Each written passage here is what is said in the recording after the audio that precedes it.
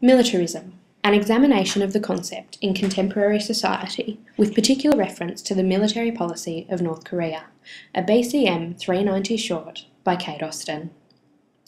My media item is a newspaper article written by Rick Wallace which featured in The Australian on the 1st of April this year. I accessed it on the Australian website. It was written in the wake of the North Korean government announcing that it had entered a state of war with South Korea and is entitled North Korea Ups Ante in War of Words. This article explains that North Korean ruler Kim Jong-un has declared that his nation must expand its nuclear weapons program and launch more rockets, reporting that Kim told a rare plenary meeting of the Central Committee of the Korean Workers' Party that North Korea must qualitatively and quantitatively boost its nuclear arsenal. The meeting was held in response to the rising tensions in the region following the UN tightening sanctions on the North's nuclear and missile tests, and since the United States and South Korea commenced military drills south of the border. Throughout the article, we see references to the high esteem North Korea has for its military, with the Central Committee members, essentially the government of North Korea, reportedly saying that their atomic weapons are a treasure of a reunified country which can never be traded with billions of dollars. Additionally, the meeting is reported to have described nuclear weapons as the nation's life, and that they believe North Korea's possession of nuclear weapons should be fixed by law. Such sweeping statements in relation to North Korea's emphasis on their military policy is met with some criticism within the article, with the author saying that, in reality, the rogue state has starved the majority of its citizens to feed its soldiers, its military machine, and the elites of Pyongyang, and is likely to continue to do so. The article also describes the way in which the US has responded to the threat of North Korean attacks on the US and South Korea by sending nuclear warfare-capable bombers over the Korean peninsula.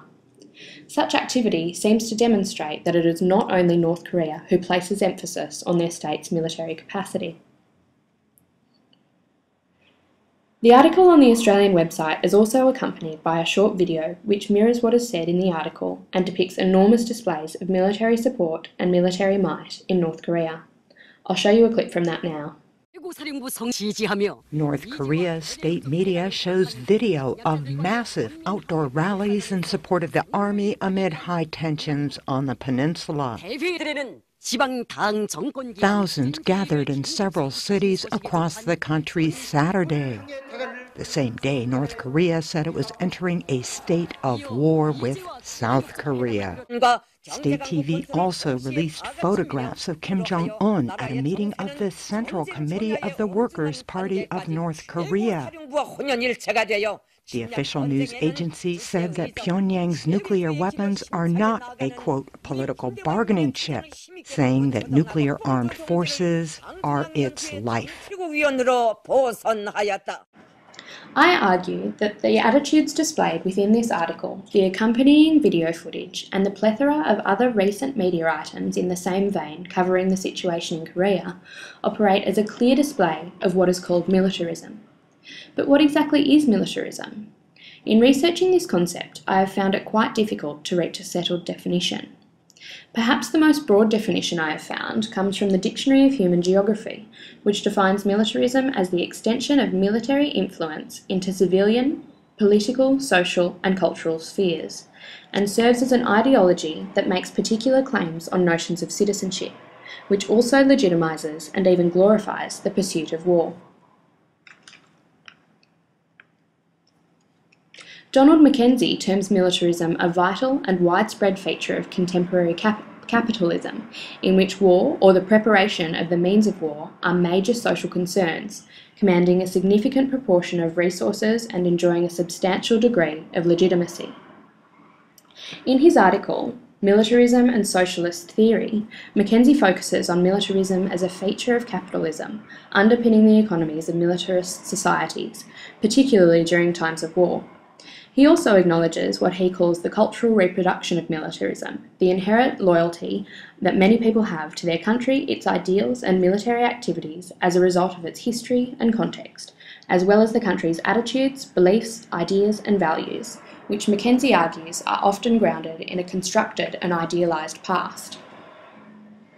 Andrew Alexandra defines militarism as a pejorative term applicable to those actions of military institutions or forms of military institutions that are excessive or improper, and to attitudes supporting such excesses and improprieties.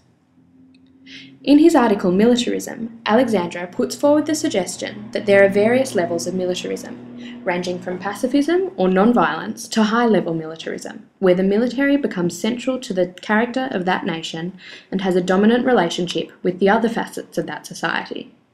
Alexandra suggests that some level of militarism is evident in most societies, manifested in movies, video games, and novels to make war seem more appealing. He asserts that the fact that a state does retain a military force is readily justified on the basis of national security, and indeed he suggests that the growing power of a nation-state necessitates the growth of the military. However, it seems that problems tend to arise where militarism grows unchecked or becomes independent from, or indeed subsumes, the state. So, after all of that, you might still be asking what militarism is. Well, what seems to be common ground among the theorists of militarism is that the concept is tightly related to the society in which it is found, and thus may vary greatly from context to context, in size, scale, and volatility. This sliding scale of militarism also seems to be fairly well accepted, in that a dividing line between adequate militarism and excessive militarism cannot be determined, but is rather a political and ideological issue.